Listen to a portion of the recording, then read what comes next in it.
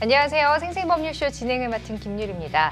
이 세상의 이슈를 법률적 시점에서 다뤄보는 본격 토크 블록버스터 법률 이슈 토크 시작했습니다. 제 옆에는 전예현 시사평론가 자리하셨습니다. 어서 오세요. 안녕하세요. 네, 지난주에 빨간 옷을 또 입고 오셨는데 오늘 또 공평하게 파란 옷을, 다음 주 보라색 의상인가요? 정당들이 색깔을 자주 안 바꿨으면 좋겠습니다. 네, 꼭 필요한 의상이에요. 그죠? 평론가님으로서. 자, 지금 이 방송은 유튜브 통해서도 실시간으로 함께 방송되고 있습니다. 많은 시청 부탁드리고 유튜브 통한 소통 창구도 열어주겠습니다. 방송 중에 궁금하신 질문들 올려주시면 저희가 답변도 해드리니까 여러분의 많은 참여 바랍니다. 네, 그러면 저희 법률 이슈 토크에서 나눠볼 이야기들 미리 만나볼까요?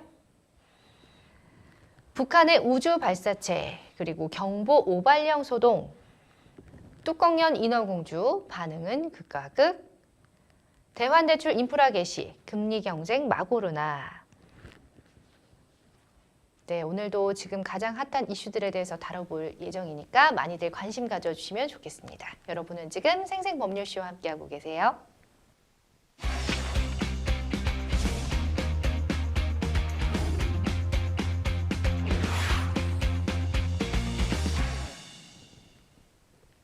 네, 법률 이슈 토크 먼저 첫 번째 주제는요. 북한의 우주 발사체 그리고 경보 오발령 소동입니다. 바로 어제 5월 31일 이른 아침이었죠. 서울 시민들을 깜짝 놀라게 한 일이 있었습니다. 대피하라라는 재난 문자가 수신이 된 건데 혹시 받으셨나요? 저는 네. 받았고요. 네. 저는 이제 새벽 방송을 위해서 이미 다른 방송국에 들어가 있는 상태였습니다. 그래서 이 경보를 받았는데 네. 당연히 저도 이게 무슨 일이지? 하고 포털 사이트에 접속을 했는데 네. 포털 사이트 내용이 안 나와요. 인터넷 검색이 안 됐었어요. 맞아요. 네. 그래서 이제 제작진하고 막 긴급 회의에 들어간 거죠. 경계에 대해서 이렇게 문자가 온 것을 방송을 해야 되는데 무슨 내용을 방송을 해야 되느냐. 인터넷이 안 되니까. 이게 도대체 무슨 일인지를 설명을 해줘야 되는데 맞아요. 왜냐하면 저희가 내용을 확인하지 않고 이걸 또 생방송으로 나갔을 경우에 더 큰 혼란이 그럼요. 초래될 수 있다. 네. 방송 직전까지 가슴을 졸이고 있었는데 잠시 후에도 오발령이었다라고 해서 그냥 그 상황을 그대로 오발령이었다까지는 이제 전해드렸고요. 정찰 위성이 발성이 된 거는 이제 예고된 이력도 했고 예. 또 합참에 어떤 발표가 있었기 때문에 전해드리긴 했습니다만 어쨌든 뭐 많은 분들이 놀라셨을 것 그럼요. 같고요. 네. 특히 이 시간대가 이제 새벽인데다가 네. 출근을 준비하고 있던 서울 시민도 놀랐지만 네. 제가 나중에 언급을 하겠습니다만은 경기도민 중에서도 이 문자를 받은 분들이 있거든요. 그래서 이거 출근해야 되나 말아야 되나 또 그렇겠어요, 혼선이 진짜. 일었다고 합니다. 그래도 또 일찍 깨 계셨기 때문에 또 일을 하고 계셨기 때문에 그랬지만 저 같은 경우는 사실 자다가 갑자기 막 받아가지고 보니까 내용이 이렇게 디테일하게 안 나와 있고 그냥 대피하라 지하로 이런 내용밖에 없더라고요. 그래서 저는 사실 솔직히 말씀드리면 부끄럽지만 이게 어디서 지진이 났나? 너무 졸린 가운데 봤기 때문에 지진이 어디서 났나 보네 하고 그냥 잤어요. 그래서 이렇게 큰일이 있는지 몰랐고 만약에 이게 실제 상황이었다면 생각만 해도 정말 아찔합니다. 자, 이 위급 재난 문자에 대한 얘기는 저희가 또 잠시 뒤에 하도록 하고 재난 문자 수신이 있고 나서 잠시 후에 합동참모본부가 북한이 남쪽 방향으로 북한이 주장하는 우주 발사체를 발사했다라고 밝혔죠. 이 내용부터 한번 짚어볼게요.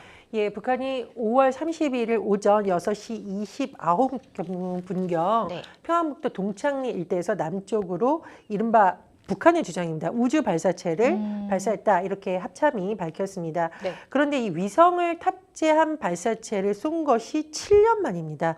북한이 2016년 2월 7일 광명성호를 발사했는데 네. 그 이후에 이것을 발사를 했고 발사체 한 발은 지금 이제 서쪽에 추락한 것으로 전해지고 있습니다.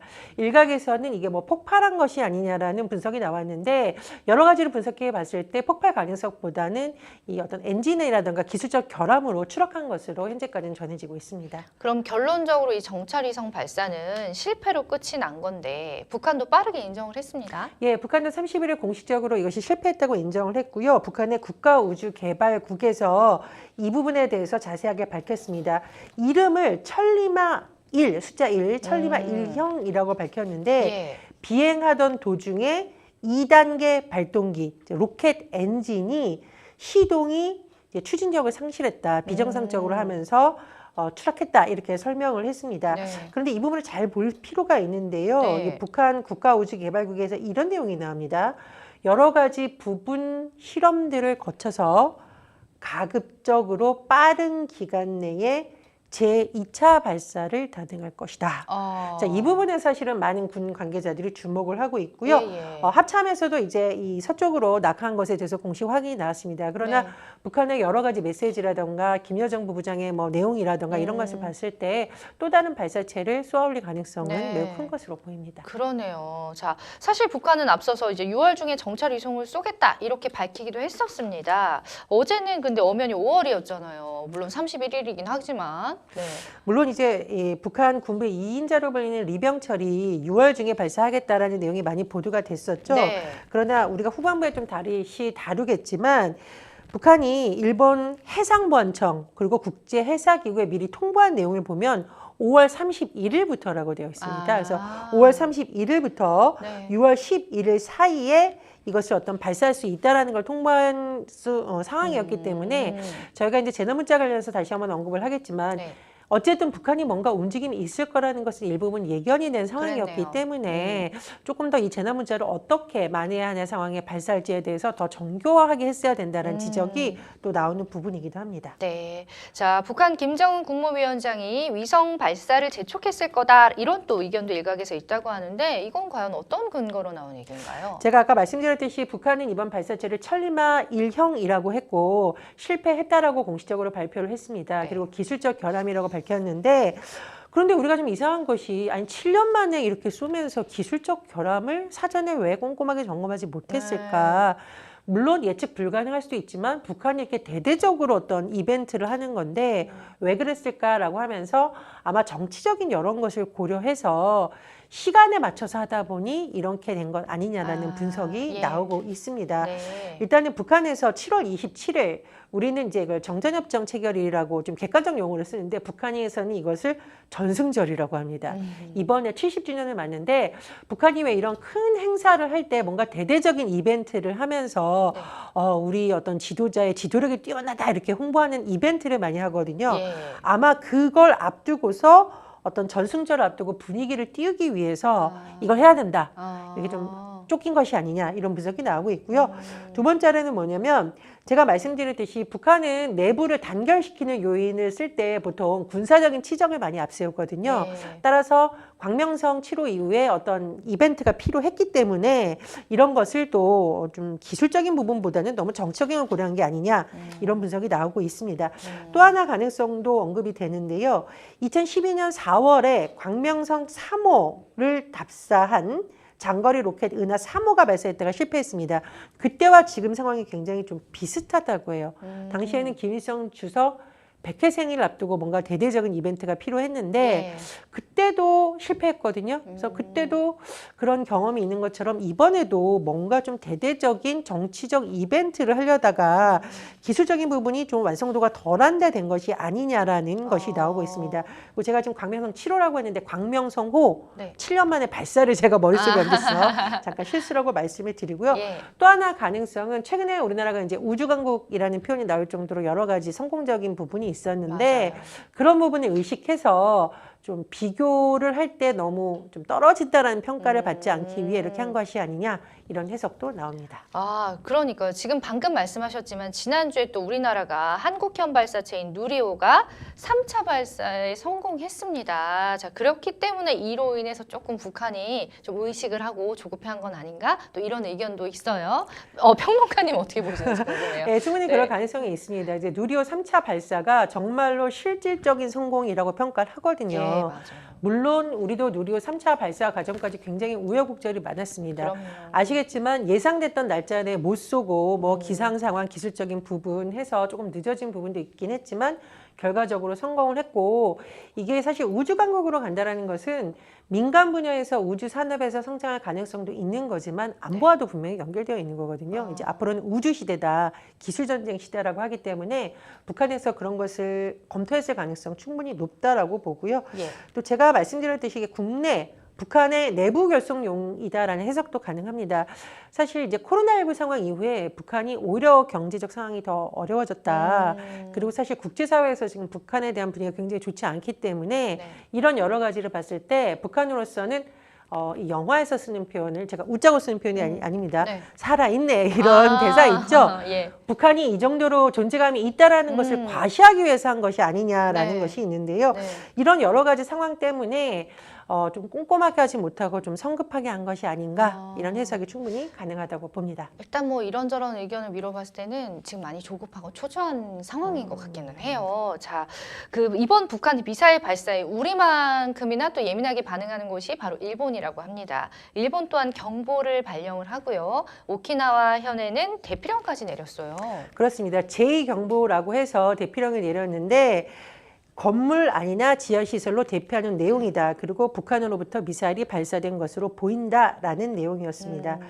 그런데 다시 7시 4분쯤에는 대피 명령을 해제했습니다. 왜냐하면 이 북한의 발사체가 상공을 지나가지 않을 것이다 라고 했는데 이로 인한 피해는 어쨌든 북한이 없었던 것으로 전해지고 있고요. 우리나라도 어쨌든 이 발사체가 추락했다라는 합참의 발표가 있었잖아요. 피해는 없었습니다. 다만 제가 다시 한번 짚어보겠지만 제2경보의 내용을 보시면 되게 구체적이죠. 짧지만. 왜? 북한의 미사일이 발사된 것으로 보이기 때문에 어디로 피신해야 되나? 건물 안이나 지하시설로. 그리고 시간도 굉장히 우리나라보다 빨랐다. 이런 점에서 또 우리가 일본하고 비교했을 때 너무 느슨한 건 아니냐 이런 지적도 나옵니다. 맞습니다. 자, 일본 정부 대변인은 중국 베이징 대사관 경로를 통해서 북한에 엄중하게 항의를 했다고 하는데 미국은 어떻게 반응했는지 궁금해요. 미국에서는 굉장히 뭐 강렬한 반응이 나오고 있죠. 백악관 국가안전보장회의 대변인이 일단은 규탄한다라고 언급을 했었고요. 이렇게 말했네요. 유엔 안보리 결의를 뻔뻔스럽게 위반하고 긴장을 고조시키고 있다. 강력히 규탄한다라고 얘기를 했고요. 특히 이 지금 북한은 우주발사체라는 표현을 쓰고 있지만 미국의 발언을 보면 북한의 대륙간 탄도미사일 프로그램과 직접 관련된 기술을 포함하고 있다. 이제 보통 우리가 우주발사체 하면은 순수 과학 목적의 기술체라고 생각을 하지만 지금 많은 국제사회는 그렇고 우리 군에서도 주시하는 것은 이게 대륙간 탄도미사일 프로그램과 연관되어 있다 무기로 하고 이제 보고 있는 거죠. 너무 무서운데요. 물론 이제 북한에서도 뭐 정찰위성 이런 얘기를 하고 본인들이 어떤 군사적 능력을 과시하려는 목표를 숨기진 않습니다만 어쨌든 국제사회에서는 이게 유엔 안보리 결의 위반이다라고 보고 있는 거고요. 위협적이니까. 그렇습니다. 이제 잘 보셔야 될 게 있어요. 북한의 이 대변인 성명을 보면 저희가 굉장히 자세하게 보거든요. 전문가들이. 이유가 있습니다. 미국이 모든 국가가 이번 발사에 따른 규탄 대열에 동참해야 된다라고 요구를 하고 있는데 자 뒤에 이런 내용이 납니다. 아직 외교의 문이 닫힌 건 아니다. 북한은 도발을 중단하고 진지한 대화에 나서야 한다.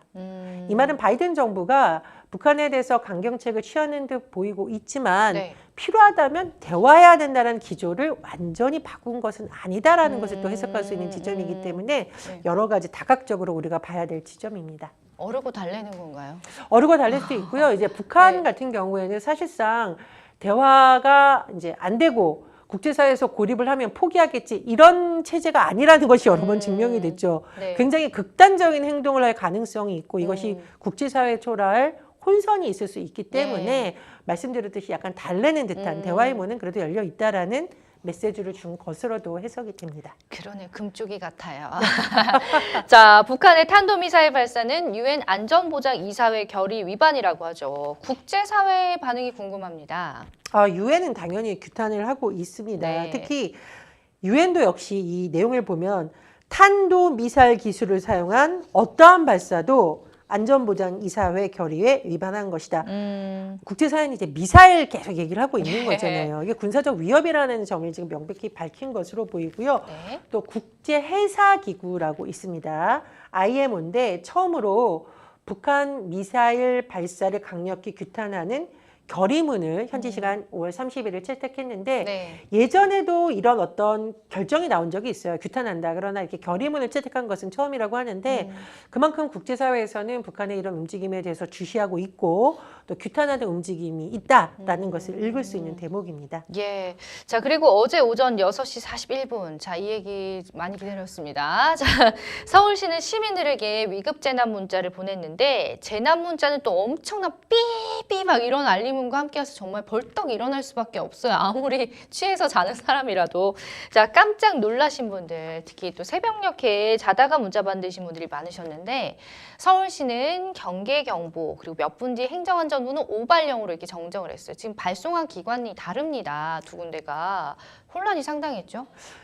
이제 제가 생방송에 들어가기 전에 이것이 울렸는데 전 제 전화가 고장난 줄 알고 너무 놀랐습니다. 네. 왜냐하면 생방송 전에 제가 전화기를 무음으로 해놓거든요. 그렇죠. 제가 항상 전화기를 보면 무음인가 알람이 꺼져 있나 네. 혹시 다른 소리가 방송 중에 울릴까 봐 꺼는데 갑자기 삐 소리가 나서 저는 그럼 방송 중에 올린 거예요? 방송하기 전에 올린 직전에. 거죠. 그 내용을 보고 더 놀란 거죠. 맞아요. 긴급대피. 그래서 이거 방송에서 내용을 다뤄야 되는데 아까 제가 말씀드렸듯이 어떻게 해야 되는데 이 시간이 6시 41분이었어요. 제가 좀 당황스러운 부분은 문자 안에 6시 32분 이런 것을 발령한다는 식의 내용이 들어가 있습니다. 그럼 늦게 발송이 된 그러니까 거예요. 제 입장에서는 내 전화기가 무언가 단단히 고장이 났다. 시간이 안 맞으니까. 6시 32분에 발송했다는데 6시 41분에 나한테 도착한 데다가 무음으로 했는데 뭔가 삐 소리가 나는 거 네. 아니야라고 해서 제가 너무 놀란 거예요. 또 이 포털 사이트에 들어갔더니 접속이 잘 안 돼요. 제가 이제 방송국으로 이제 다시 또 부스 안으로 뛰어가서 제작진한테 이 사태 우리가 전해야 된다라고 하는데 내용이 없다라고 했습니다. 그래서 혼선이 있는데 이제 제가 스튜디오에 들어가는 시간이 7시 15분인데 7시 30분에 다시 행안부에서 오발령이다라고 한 겁니다. 그래서 이거 어떻게 해야 되나. 그래서 이 상황을 정확히 어쨌든 오발령이랑까지 왔다라고 정리를 했고요. 네. 이후에 다시 서울시에서 또 문자가 온 겁니다. 뭐라고 했냐면은 서울시 전 지역 경계 경보가 해제되었다. 맞아요. 이 말은 그럼 행안부는 이게 오발령이라고 하는데 서울시에는 경계 경보가 맞고 해제되었다라고 했기 때문에 이게 무슨 내용인가. 그러니까요. 가장 당황스러운 부분은 도대체 왜 우리가 대피를 했는 상황이 발생했는지에 대한 설명이 없었다는 겁니다. 그래서 저뿐만 아니라 굉장히 많은 분들이 놀라셨을 것 같고요. 제가 이제 어떤 의논을 하는 많은 단체 대화방이 있잖아요. 네. 이 단체 대화방에서도 난리가 난 겁니다. 서로 이게 그러니까요. 경기도에도 이런 게 왔느냐, 예. 뭐 전쟁 나느냐, 혹시 지진이 나느냐 이런 의견이 있었는데 어쨌든 많은 시민들이 놀랐고 혼란스러운 상황이었기 때문에 정부 차원에서 이 부분에 대해서는 철저한 점검이 꼭 필요할 것으로 보입니다. 맞아요. 이번 계기로 좀 확실히 점검을 해줬으면 좋겠습니다. 저도 이제 그 문자 받고 대피, 아까도 서두에 말씀드렸지만 지진 난 줄 알고 그냥 잤다고 그랬잖아요. 그런 사람들도 분명 있을 겁니다. 그러면서 또 한편으로는 맞다. 참 우리 아직까지 휴전 중이지. 나 분단 국가에 살고 있지. 이런 좀 경각심을 느끼는 계기도 분명히 됐어요. 자, 서울시와 행안부의 대응이 왜 서로 엇갈렸을까요? 이 부분 때문에 많은 분들이 또 많이 놀라셨거든요. 재난 문자 관리 시스템이라든가 위기 관리 시스템에서 뭔가 사전에 좀 소통이 잘 되지 않았다라는 거죠. 행안부는 어쨌든 우리는 책임이 없다라는 겁니다. 네. 행안부에서 경계 경보를 실제로 발령한 지역은 백령면, 대청면입니다. 근데 이 지역은 특수 지역이니까 네. 실제로 주민들이 대피하고 한 것에 대해서도 그쪽에서는 별로 불만의 목소리가 나오지 않아요. 백령면, 대청면에 어쨌든 경계 경보를 발령했고 이 내용이 뭐였냐면 경보 미수신 지역은 자체적으로 실제 경계 경보를 발령하라는 지령 방송을 오전 6시 30분 행안부 중앙통제소에서 했다는 거죠. 그래서 행안부에 설명을 드리면 맞다. 우리는 근데 백령면 대청면에 대해서 한 거지 서울시가 발령하라고 한 적이 없다. 서울시가 약간 좀 이런 표현 써야 되지만 과하게 한 거 아니냐라는 식의 오버한 이제 해석이 나오는 거죠. 서울시는 무슨 말이냐. 행안부의 지침을 받았고 우리는 자체적으로 판단하라고 했으니 자체적으로 판단해서 보낸 것이다 라고 하고 있는 겁니다. 네.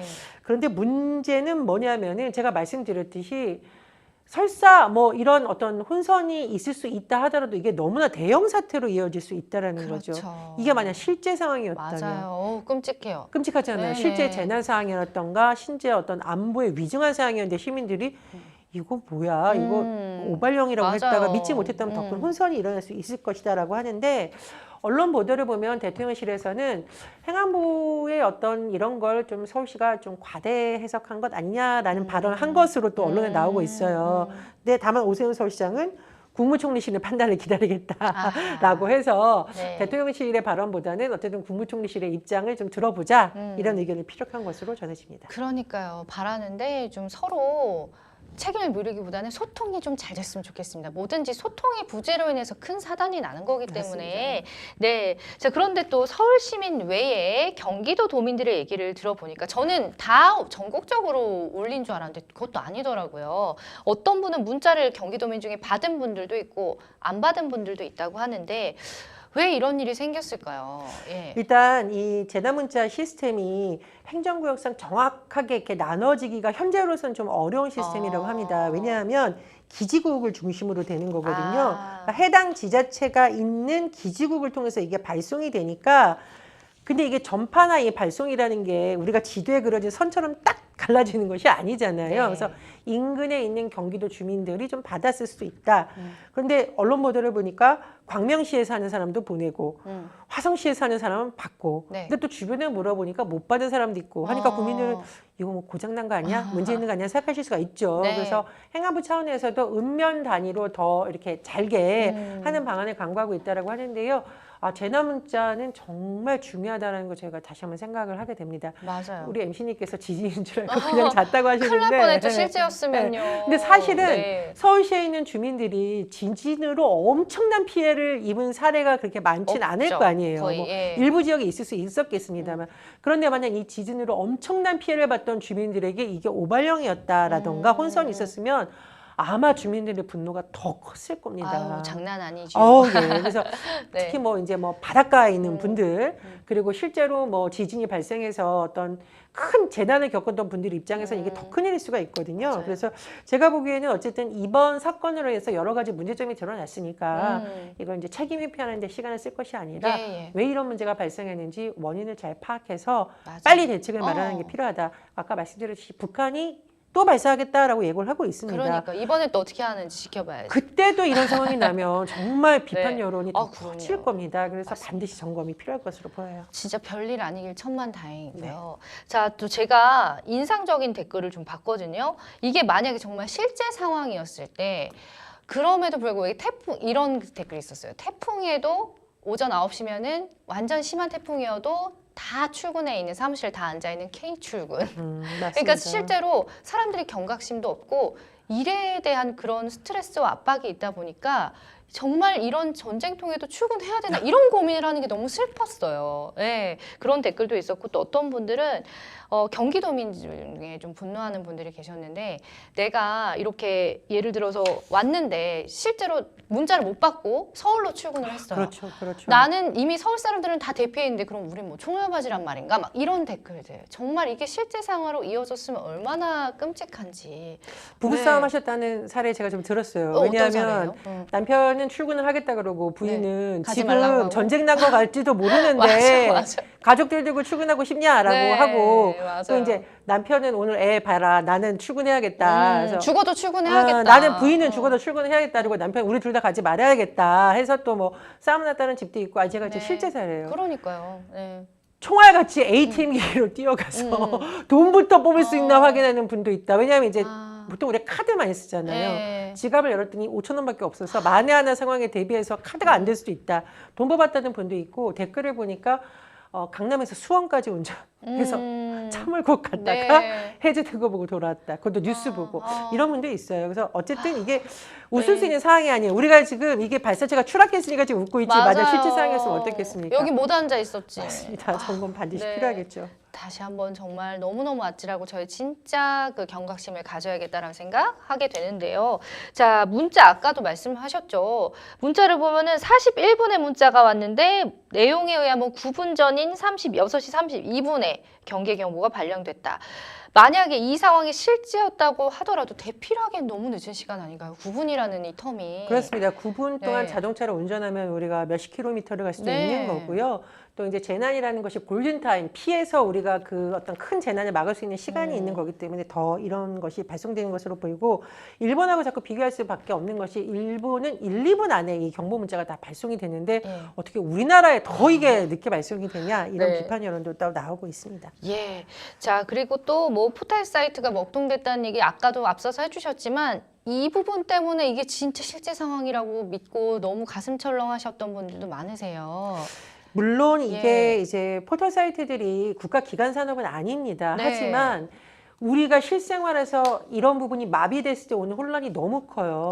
그죠. 포털 사이트도 그렇고 네. 우리가 단체 대화 많이 하는 톡. 것도 있죠. 예. 그렇죠. 여기도 지금 한번 마비되면 여러 가지 모든 이제 업무가 마비된다라고 예. 했기 때문에 이런 부분 점검이 꼭 필요하다는 건 나오고요.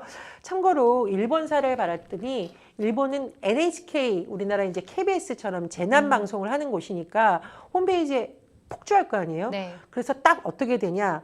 접속량이 폭주할 것을 막기 위해서 5월 31일 날 딱 시스템을 바꾼 겁니다. 이른바 경량화 시스템. 뭐냐면 많이 접속해도 트래픽이 좀 덜 걸리게 하도록 어떻게 하냐면요.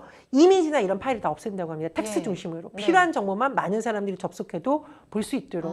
그래서 제가 보기에 아마 우리나라도 재난을 했을 때 많은 사람들이 접속하는 포털이라든가 이런 부분들은 어떻게 할지에 대해서 좀 하면 좋지 않을까 이런 생각이 들고 사용자들도 재난 났을 때 막 대용량 동영상 보내고 이러기보다는 아까 말씀드렸잖아요. 핵심적인 내용. 네. 원인이 무엇이다. 어. 어떻게 대피해야 된다. 그리고 평소에 우리 집 가까운 대피 장소가 어디다를 알아두면 더 좋지 않겠냐. 이런 조언도 나옵니다. 정말 중요한 말씀이십니다.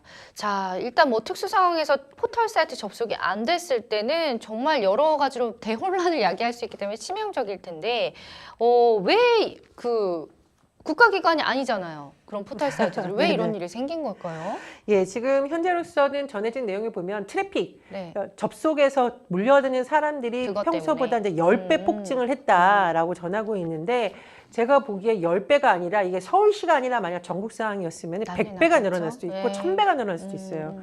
재난 문자가 주로 서울시를 중심으로 발송됐기 때문에 이 정도인데 지난번에 우리가 다룬 적 있죠. 경기도에 굉장히 많은 사람이 산다. 네. 우리나라 인구의 4분의 1이 경기도민이라는 얘기가 있는데 네. 이게 만약 경기도까지 발송이 됐다. 그랬다면 어땠을까 저는 좀 아찔합니다. 그래서 그러니까 말입니다. 말씀드렸듯이 민간 사업자가 하더라도 어떤 국가 전체에 미치는 영향력이 너무 크기 때문에 네. 뭐 국회 차원에서의 법안, 뭐 지원책을 마련할 수 있는 거고요. 어쨌든 점검은 반드시 필요할 것으로 보입니다. 네, 이번 사건이 어떻게 보면 뭐 해프닝으로 끝났지만 확실히 많은 분들이 좀 다시 되돌아보는 계기가 된 것만은 분명해 보입니다. 자, 서울시 경기경보 발령 소동이 또 여야의 또 정쟁으로 또 옮겨갔다고 해요. 네, 이재명 더불어민주당 대표는 북한이 발사체를 쏜 것에 대해서는 강력 규탄한다고 강경한 입장을 표명했지만 서울시 경기경보 우발령에 대해서는 또 비판의 목소리를 내놨습니다. 그렇습니다. 이재명 대표가 이번 사태에 대해서 황당하고 무능하다라고 굉장히 목소리를 높였죠. 예. 왜냐? 북한이 국제기구에 발사 사실 이미 통보했으면 재난 문자를 발송할 수 있는 어떤 상황이 발생할 수도 있는데 어떻게 이렇게 하느냐라고 지적을 한 것으로 보이고요.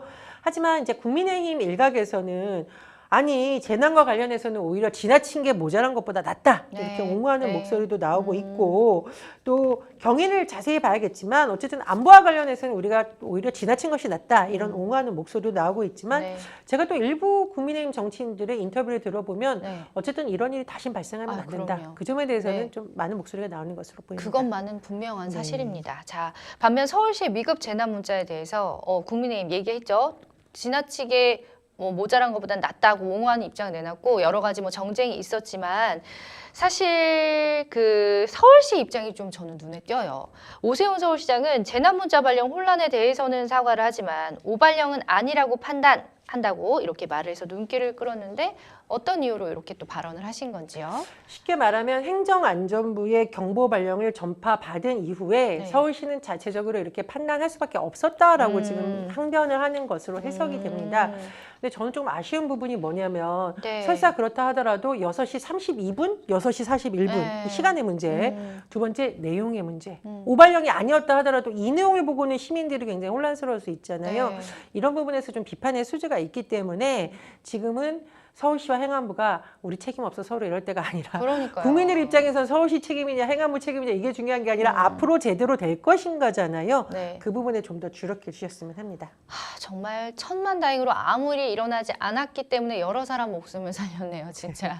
예, 자 오발령이 아니라고 판단하는 서울시 입장에 대해서 개인적인 견해가 궁금합니다. 어떻게 생각하시는지. 제가 말씀드렸듯이 행정안전부와 서울시가 사전에 좀 소통을 더 철저히 했고 매뉴얼로 점검했다면 이런 큰 혼란이 없었을 거라고 생각이 들고요.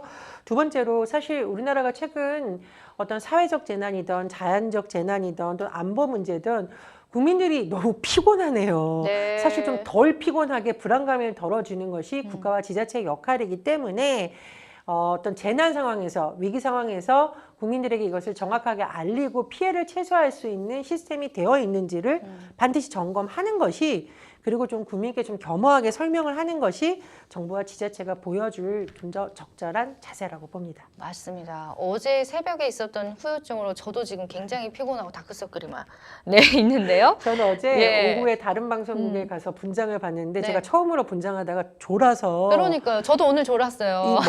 이 머리를 뜨거운 네, 기구를 고데기. 해주시던 분이 네. 깜짝 놀라신 어. 거예요. 왜 그런가 봤더니 대다수가 다 그 새벽에 너무 긴장하고 있다가 맞아요. 나중에 이제 추락 소식을 듣고 긴장이 풀린 겁니다. 그래서 어쨌든 국민들을 좀 편안하게 하는데 불안감을 덜어주는데 정부에서 예. 신경을 써줬으면 좋겠네요. 그러니까요. 자, 일단 지금 2차를 발사하겠다라고 북한이 얘기했잖아. 빠른 시일 내에. 언제쯤 또 발사를 하게 될까요? 글쎄요, 기술적 결함이라고 본인들도 인정을 했으니까 그 부분이 좀 해소가 된다라고 네. 판단하면 다시 할 것으로 보이고요. 김여정 북한 노동당 부부장은 미국을 굉장히 비난하고 있죠. 왜냐? 아니, 미국은 조선반도 상공에 숱한 정찰 위성들 이런 거 꽉 채워놓고 있다라고 지금 주장을 하면서 네. 미국은 그러면서 왜 우리한테 군사 정찰 이 위성 발사는 문제 삼느냐 적반하장이다라고 했고요. 중요한 것은 가급적 빠른 기간 내에 2차 발사 단행하겠다라고 밝혔기 때문에 이 부분에 대해서는 군도 그리고 재단과 관련된 시스템에 대해서도 좀 우리가 경계를 늦추지 말고 네. 계속 보완을 해야겠습니다. 그러니까요. 이게 언제가 될지 모르니까요. 불시에 또 그렇게 발사를 할 맞습니다. 수가 있기 때문에 대비를 잘해야겠습니다.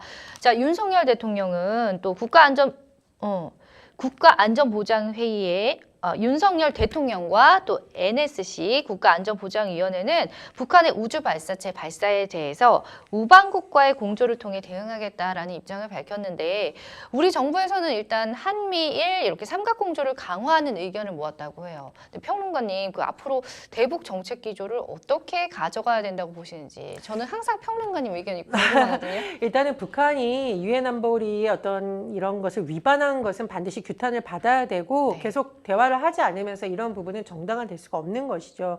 다만 미국도 제가 아까 말씀드렸듯이 보면은 외교적인 노력을 우리가 계속 하겠다는 식의 메시지가 나오고 있잖아요. 네. 그래서 우리가 강력하게 대응할 것은 강력하게 대응하되 어쨌든 남북 간 연락 채널이 계속 두절되고 대화가 안 되면 잘못하면 이게 아주 작은 부분으로도 큰 확전의 가능성을 배제할 수가 없거든요. 그래서 대화의 문은 그래도 열어두고 그런 부분의 가능성을 완전히 배제하지 말자고 많은 전문가들이 조언을 하고 있습니다. 네. 그래서 이른바 투트랙 전략 그런 부분을 계속 갖고 가는 것이 좀 필요한 시점이 아닌가 이런 생각이 듭니다. 맞습니다. 참 우리 선조들이 속담 정말 기가 막히게 잘 만들어내는 것 같아요. 소 잃고 외양간 고치지 말고 이미 또 지나간 일에 대해서 너무 또 정쟁으로 번지지 말고 이 정도이기를 천만다행이다 생각하면서 앞으로 더 이상 우리 국민들이 불안에 떨지 않도록 좀 철저하게 관리를 해주셨으면 좋겠습니다. 첫 번째 이슈 만나봤고요. 잠시 후에 또 두 번째 이슈 계속해서 이야기 나눠볼게요. 여러분은 지금 생생법률쇼 함께하고 계십니다.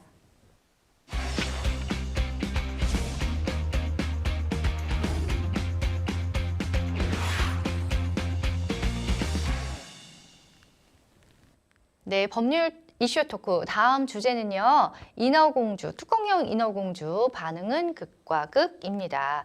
한때 전 세계 소녀들의 마음을 훔쳤던 애니메이션 인어공주가 실사화된다는 소식이 모두가 기대를 했어요. 과연 얼마나 또 현실 고증을 잘할 것인가.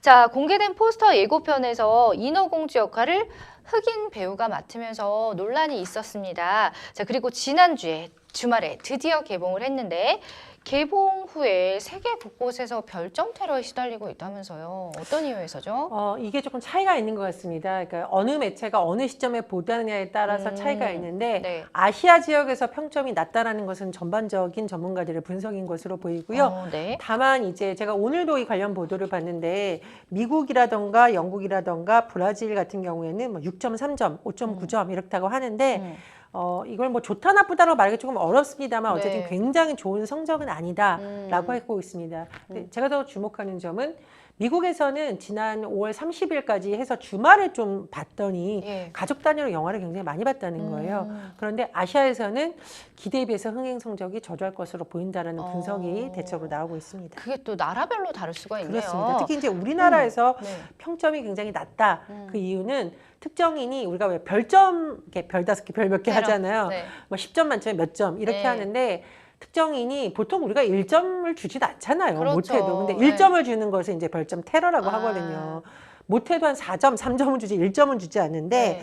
10점 만점에 1점을 주다 보니 평점이 오락내락한다. 그러니까 특정인이 너무 낮은 점수를 줘서 별점이 내려간다. 그래서 별점 테러가 있는 것이 아니냐 이런 분석이 나옵니다. 그렇군요. 자, 영화 많이 보는 분들이라면 요즘 세계 영화에 나타나는 PC주의라고 한다고 해요. 일명 이거의 줄임말이네요. Political Correctness. 자, 정치적 올바름을 내세운 영화가 많다라는 걸 많이들 느끼고 계실 텐데 과거와 달리 이제 흑인 여배우가 주연, 뭐 흑인 여배우든 남배우든 주연을 맡는 일도 굉장히 많고 세계를 구하는 영웅의 캐릭터가 동양인인 경우 저희도 또 마블에 많이들 또 동참하고 계시잖아요. 우리 배우들이. 자, 주로 디즈니나 마블 영화에서 이런 현상이 두드러졌는데 우선 이 PC주의가 무엇인지에 대해서 좀 설명 부탁드려요. 그러니까 political correctness라고 하죠.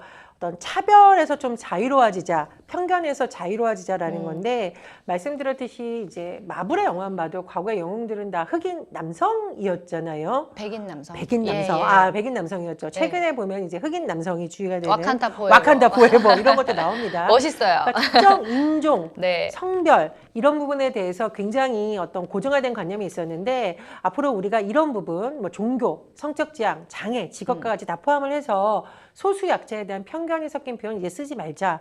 오히려 이런 부분들을 좀 더 적극적으로 반영하자. 이런 네. 흐름까지 나아가는 것이 예. 폴리티컬 콜렉트니스라고 할 수 있겠죠. 그리고 그것이 최근에 들어서 문화적인 부분에도 영향을 미치고 있는데 네. 여기에 대해서는 조금 여러 가지 의견이 지금 나오고 있는 상황입니다. 그러니까요. 저는 오늘따라 좀 유독 평론가님 의견을 많이 여쭙게 되는데 PC주의가 원작을 훼손하고 또 관객의 몰입도를 방해한다고 보시는지 아니면 대중문화 속의 PC주의가 선입견이나 차별을 희석하는 데 도움이 된다고 생각하시는지 굉장히 궁금해요. 제가 네. 보기에 PC 자체에 거부감을 갖는 사람들도 있는데 문제는 이것을 거부감이 갖지 않게 잘 만드느냐가 굉장히 관건이에요. 중요한 맞아요. 요인인 것 네, 같습니다. 네.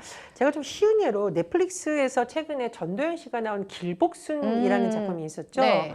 그런데 거기서도 보면 PC적인 요소가 있거든요. 어. 물론 논란이 있었지만 그 논란이 뭐 그 영화에 대한 엄청난 반감을 가지게 하지는 않았습니다. 네네. 이것을 어떻게 잘 녹여내느냐. 그리고 마치 관객들에게 너네 이러면 나빠, 이게 좋은 거야 라고 강요하는 듯한 느낌을 주지 않느냐 굉장히 중요한 것 같고요. 맞아요. 두 번째로 PC와 별개로 아무리 정치적으로 올바른 메시지를 담는다고 해도 작품성이 떨어지면 또 대중의 외면을 받죠. 그래서 네. 과거에 사실 우리나라에서도 역사 문제를 다루는 영화가 굉장히 주목을 받은 일이 있었는데 어떤 평론가가 굉장히 이 영화를 저평가했어요. 그래서 막 비판에 시달렸거든요. 근데 이 평론가의 답변이 이렇습니다. 나는 이 영화의 주제를 비판한 게 아니라 이 영화가 작품성이 떨어진다. 네. 완성도가 떨어지는 걸 비판한 그것 거다. 때문에. 내가 역사적으로 여기에 동의하지 않는 것이 아니다. 그런 점에서 의견이 엇갈리는 부분은 또 우리가 일부분 수용을 해야 된다고 봅니다. 네. 그러니까 저 같은 경우는 사실 개인적으로 이게 약간 억지로 좀 끼워 맞춘 경향이 있지 않나라는 좀 아쉬움이 있었어요. 인어공주란 영화를 아직 네. 보지는 않았습니다. 보고 나서 다시 말씀드릴게요. 그런데 이게 조금 그 말씀하신 것처럼 좀 조심스럽긴 하지만 이 발언이 좀 퀄리티가 괜찮으면 당연히 뭐 인정을 할 거예요. 그런데 일단은 보지 않은 상태에서는 좀 너무 억지스러운 게 아닌가. 누가 봐도 이제 하얀 얼굴에 빨간 머리를 하고 있잖아요. 근데 원작과 너무 반대되는 그런 캐릭터다 보니까 조금 몰입하는데 반감이 되지 않을까. 왜냐하면 디즈니 팬으로서 그런 우려가 없지는 않아요, 사실은. 그런데 예. 이게 이제 평가가 좀 엇갈립니다. 이 할리 네. 베일리가 이제 말하자면 백인이 아니죠. 네. 그리고 빨간 머리가 아니라 본인의 약간 우리가 따은 머리라고 음. 하죠. 그 머리를 고수해서 그대로 나오니까 네. 동심 파괴다. 나의 에리어로 돌려달라. 네, 막 네. 이런 글이 올라왔다라고 하는데 다만 이 할리 베일리의 노래 실력, 이 인어공주가 인기를 끄는 이유는 주제곡도 한몫하는 거죠. 맞아요. 거기에 대해서는 큰 이견이 없습니다. 굉장한 잘하더라고요. 실력이다라고 네, 하고 맞아요. 그 주제곡을 부를 때 당시에 뭐 오디션이라던가 만드는 과정에서 이 제작사 관계자들이 눈물을 흘렸다 이런 일화도 전해지고 있거든요. 근데 다만 이게 개봉도 하기 전부터 이제 논쟁이 불붙은 거죠. 네. 저는 조금 다르게 생각을 하면 예. 우리는 하얀 피부에 빨간 머리라는 거를 이미 머릿속에 저장되어 있는 상태잖아요. 이거를 세뇌당했어. 네. 한 번도 본 적이 없는 네. 인어공주는 어떻게 생겼는지에 대해서 전혀 아무 생각이 없던 어린이가 만약 이용을 받더라도 거부감을 느꼈을까라는 생각이 들었습니다. 그래서 이건 좀 경험이라던가 본인이 가지고 있는 기준이 다른 것 같고요. 또 하나, 만약 이게 처음부터 성인용 영화였다면 저는 좀 이렇게 논쟁이 적었을 거라고 생각하는데 아이를 상대로 이 하다 보니. 애니메이션이라던가 특히 디즈니 영화는 약간 판타지를 반영하는 경우가 맞아요. 있어요. 즉 예. 현실이 아니라 본인의 워너비, 공주는 저래야 된다를 반영하는 네, 것에서 네. 아니 왜 공주가 저래? 나는 공주가 아니어도 공주는 저래야 돼. 이런 여러 가지 좀 복합적인 요인이 지금 네. 포함되어 있다고 저는 봅니다. 맞아요. 지금 얘기를 나누면서도 이런 의견도 있고 저런 의견도 있으니 계속해서 이제 의견이 나뉘는 거는 분명한 사실인데 이제 말씀하신 것처럼 논란 속에서도 가장 중요한 거는 무엇보다도 이 작품의 질, 또 우리 에리얼의 노래는 정말 기깔나게 잘하더라고요. 저도 그 부분은 진짜 인정이거든요. 자, 재미가 아닐까 싶습니다. 뭐 미스캐스팅이라 여기서 졌는데 막상 뚜껑을 열었을 땐 찬사를 받은 작품들도 워낙에 많기 때문에 이제 개봉한 직후니까 많은 분들의 또 반응이 또 어떻게 될지는 지켜봐야 될 것 같아요. 자, 인어공주 논란 속에 개봉했지만 역시나 이거 흥행 조짐을 보이고 있다고 해요. 네. 예, 제가 말씀드렸듯이 미국의 경우에는 이게 이제 가족 영화로서 흥행을 하고 있다라고 하고 네, 예, 알라딘도 애니메이션을 실사화한 거죠. 맞아요. 뭐 이것을 개봉 첫 주말 기준으로 보면 넘어섰다라고 합니다. 네. 그런데 제가 말씀드렸듯이 굉장히 기대를 했던 한국, 중국에서는 좀 저조하다 이런 평가가 나오고 있기 때문에 이 디즈니 입장에서는 미국 시장도 중요하지만 아시아를 비롯한 이른바 이제 본인들 입장에서 해외 시장이죠. 그렇죠. 거기에서의 흥행이 좀 저조하다라는 점에 좀 주목을 하고 있는 것으로 전해집니다. 네. 자, 게다가 또 우리나라는 지금 가장 잘 나가는 그룹인 이 뉴진스의 다니엘이 OST를 부르고 더빙까지 맡아서 주목을 받았잖아요. 예. 근데 이 다니엘이 참 재밌는 말을 했어요. 에리얼과 닮았다. 보통 그러면 외모가 닮았다라고 하는데 이 다니엘은 뭐라고 했냐면 세상 밖을 꿈꾸는 면모에서 닮았어요. 현명한 친구네요. 굉장히 현명하다. 오, 네. 제가 보기에는 이거 공부한 게 아닐까 싶을 네네. 정도입니다만 어쨌든 저는 굉장히 흐뭇했습니다. 그리고 본인이 나이도 비슷하고 너무너무 재밌었고 네. 꿈 같은 일이었다는 식으로 말을 했는데 어쨌든 뭐 이렇게 훌륭한 가수들이 많이 이런 새로운 경험을 하는 거 좋은 네. 기회가 될 거라고 봅니다. 뮤직비디오 보니까 약간 머리가 불그스름하던데 어쨌든 현명하게 잘 답변을 한 것 같아요. 자, 그런데 베일에 벗겨진 후에도 인어공주에 대한 대중들의 호불호가 계속되고 있다고 합니다. 이게 이제 비단 PC주의 논란 때문은 아니라고 하네요. 예. 예전에 애니메이션으로 개봉됐던 영화가 워낙 인기를 끌었습니다. 근데 그 인기를 끈 요인 중에 하나가 아이들만 본 게 아니라 저도 그때 봤었거든요. 네. 어린이가 아닌데. 예. 왜냐 노래에 나오는 그 부분들이 캐릭터들이 너무 귀엽고 사랑스럽잖아요. 맞아요. 예. 그런 부분이 잘 살리지 못했다 실사 영화가 이런 비판도 있고 또 하나는 좀 이거 억지스러운 거 아니야? 그 공주가 할리 베일리인 것까지는 그렇다 치는데 왕비도 흑인이고 하인도 흑인이고 왕자는 흑인 왕비에게 입양된 백인이었다. 이런 설정이 좀 너무 억지스러운 거 아니냐. 네. 뭐 이런 반론도 나오고 있습니다. 근데 저도 이 영화를 못 보고 이제 방송을 위해서 이제 공개된 내용이라든가 요약본 네. 이제 합법적으로 공개된 내용을 봤었는데 다만 좀 완성도가 떨어진다. 이런 지적은 많이 나오는 것으로 보입니다. 그러니까요. 저도 흑인이라서 그렇다기보다는 너무 좀 억지스럽다라는 생각이 조금 들었던 것 같습니다. 예. 자, 게다가 요즘 영화관 티켓 가격이 정말 많이 좀 깜짝 놀랐거든요. 자, 그러다 보니까 관객들이 아무래도 이제 본전 생각을 안 할 수는 없어요. 자, 인어공주는 아무래도 기존의 팬덤도 있고 말씀하셨듯이 또 추억 코드를 가지고 있기 때문에 기대 심리가 조금 많아서 어떤 한켠에서는 아쉬움을 남기지 않았나 이런 생각도 드는데요. 자, 이런 또 해프닝이 있었습니다. 미국에서 개봉 후에 극장에서 흑인 부모와 백인 부모가 갈등을 일으켰다 이런 내용인데 어떤 내용이죠? 최근에 해외 온라인 커뮤니티 같은 곳에 올라온 내용인데 네. 인어공주를 이렇게 가족 단위들이 제가 많이 봤다고 말씀드렸죠. 네. 근데 한 백인 어린이가 이 흑인 공주가 딱 등장하는 거 보고 괴물 같다 이렇게 얘기를 했다는 아이고. 거예요. 근데 그 말을 딱 들은 흑인 부부가 일어나서 이제 항의를 한 거죠. 그랬더니 또 이 백인 부부가 일어나서 왜 그러냐 고성을 지르면서 싸우고 네. 일부 관객들이 내 티켓 환불해달라. 아, 시끄러우니까. 시끄러워. 이런 일이 있었다고 하는데 이게 참 웃지 못할 해프닝이라는 네. 것이 이런 것 같습니다. 흑인 부모 입장에서는 아니 흑인을 두고 괴물이라니 이렇게 네. 받아들인 것 같고 백인 부모 입장에서는 네. 애가 그런 말 했다고 애한테 소리 질러요 이런 건데 아. 언뜻 보면은 이게 해프닝이지만 사실 깊게 들여다보면은 인종 갈등이라던가 맞아요. 또 똑같은 현상을 보고 받아들이는 데서 굉장히 음. 차이가 있을 수 있다는 생각이 듭니다. 그러니까 아이는 뭐 순수한 입장에서 뭐 느낀 대로 발언을 했다고 하지만 어떤 부분에서 또 괴물 같다라고 표현을 했는지 또 이게 참 양쪽 입장이 다 어느 정도 이해는 갑니다. 네, 주인공이 또 할리베일리 역시 계속되는 논란 때문에 제일 마음고생이 심했을 것 같거든요.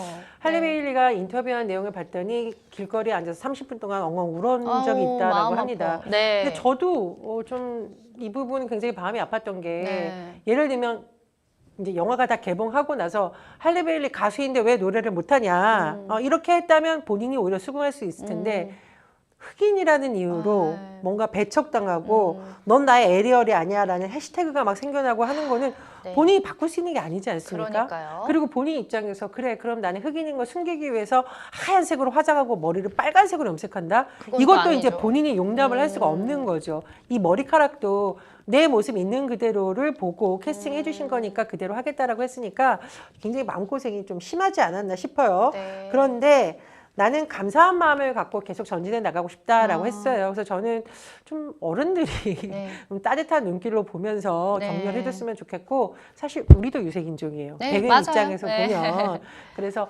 환상 속의 나의 에리얼은 하얀 피부에 빨간 머리일 수 있지만 누군가의 환상 속에서는 약간 검은 피부에 네. 매개머리일 수 있지 않겠습니까? 그렇죠. 조금 넓게 생각해 주면 어떨까라는 그런 개인적 의견도 들었습니다. 지금은 생소할 수 있는데 조금 몇 년만 지나더라도 충분히 또 받아들일 수 있는 그런 좀 눈들이 생겨나지 않을까 싶습니다. 와칸다 예. 포에버 생각해 와칸다 보시면 포에버 그러면 너무 멋있잖아요. 네. 맞아요. 자, 인어공주였기 때문에 좀 더 이런 논란이 있었지 않나라는 또 안타까움이 있습니다. 자, 고전 작품을 실사한 것에 대한 완벽한 만족이 아무래도 쉽지는 않겠죠. 자, 인종이나 민족 등과 관련된 PC주의 말고도 또 성별과 종교 등과 관련된 PC주의도 화제라고 하는데 특히나 옛날에 쓰였던 동화나 소설을 요즘 시대에 맞춰서 이렇게 캐릭터나 역할을 바꾸는 경우도 있잖아요. 그렇습니다. 해외에서 굉장히 유명한 로알드 달이라고 있어요. 찰리의 초콜릿 공장. 너무 재밌게 뭐 봤어요. 여러 가지 작품이 있는데 네. 여기 나오는 작품이 이제 원작을 나오는 네. 표현들을 네. 최근에 출판사에서 수정을 좀 하고 있습니다. 신체, 젠더, 인종과 관련된 표현을 수정하고 있다고 하는데 저는 이거 굉장히 좋다고 봐요. 제가 한번 말씀드려 볼까요? 자, 키가 작다와 쬐깐하다. 어떠세요, 기분이? 쬐깐하다 너무 좀 이렇게 비하하는 느낌이 똑같이 있죠. 자금을 네. 묘사하는 거지만 비하가 들어가 네. 있는 것이죠. 영어에 왜 이런 표현이 있다라는 겁니다. 그래서 그런 표현을 중립적인 것으로 지금 바꾸고 있다라는 네, 거예요. 네. 뭐 예를 들면 하얗게 질려버렸다 이런 거 쓰지 않는다고 합니다. 뭐 그런 표현도 우리가 편견을 반영하고 있는 거고 장애인 비하할 수 있는 부분 네. 이런 부분을 바꾸고 있다라고 하는데 글쎄요 PC가 항상 정답은 아닙니다만 네. 이건 PC까지는 아니고 비하의 요인을 특히 아동들이 있는 문학에서 우리가 조금씩 바꿔가자라는 맞아요. 것은 네. 굉장히 필요한 부분이라고 보고 긍정적이라고 봅니다. 맞습니다. 사실 뭐 디즈니가 워낙 오래되긴 했지만 백설공주도 원작은 또 잔혹동화라고 하잖아요. 맞습니다. 이게 또 시대에 맞게끔 어느 정도 이렇게 변화하는 것도 서서히 잘 받아들이는 그런 눈도 필요한 것 같아요. 네, 자 평론가님께서는 작품이 창작이 됐을 때 시대상을 받아들여야 한다고 생각하시는지 어떤 입장이신지 궁금해요. 예, 저는 PC 자체가 나쁘다고는 보지 않습니다. 네. 제가 말씀드렸듯이 너무 외모를 중심으로 예를 들면 서양의 마녀들 보면요 까만 머리가 많아요. 이런 것도 사실 우리 동양인들 입장에서는 굉장히 기분 나쁠 수 있는 일이잖아요. 그리고 제가 말씀드렸듯이 뭐 장애인을 비하하거나 특정 성별이나 신체에 대해서 너무 이렇게 뭐 악당을 묘사할 때 항상 이렇게 정형화되는 것은 굉장히 위험한 것이죠. 당사자 입장에서 한번 생각해보는 차원에서 필요하다. 그러나 예술 작품이 PC를 너무 강요할 경우에는 부작용이 더 클 수 있잖아요. 맞아요. 나는 가르침을 받고 싶어서 이 예술 작품이라던가 특히 대중문화를 보는 게 아닌데 왜 나한테 자꾸 강요하지? 너무 억지스럽지라고 한다면 또 반감을 일으킬 수 있습니다. 그래서 얼마나 예술성을 잘 살리면서 제가 말했듯이 녹여내느냐가 예. 대중들의 마음을 움직이는데 굉장히 중요한 요인이 될 것으로 보입니다. 맞습니다. 자, 우리도 윤색 인종임을 잊지 말고 좀 열린 마음으로, 넓은 마음으로 좀 받아들이면 좀 다양성을 존중하면 어떨까라는 생각을 하면서 이번 시간을 좀 마무리해보면 좋겠습니다. 네, 북한의 정찰 위성 발사로 인해서 연일 시끄러운 분위기죠. 북한과의 관계 설정에 대한 심도 높은 고민이 필요해 보입니다. 6월이 오늘부터 시작이 됐죠. 6월에는 기분 좋은 소식들 많이 전해졌으면 좋겠습니다. 생생법률쇼 어느새 마칠 시간인데요. 오늘은 전예현 평론가님과 또 1시간 즐겁게 보냈어요. 고맙습니다. 감사합니다. 네, 방송이 끝나더라도 상담 접수는 계속되니까요. 변호사님들께 무료 상담 받고 싶다 하시는 분들은 언제든지 상담 전화 02-557-8295번으로 평일 오전 9시부터 오후 6시까지 연락 주셔도 되고요. 법률방송 홈페이지나 또 이메일로도 접수해 주시면 됩니다. 생생법률쇼 오늘 준비한 내용 여기까지입니다. 시청해 주신 여러분 고맙습니다.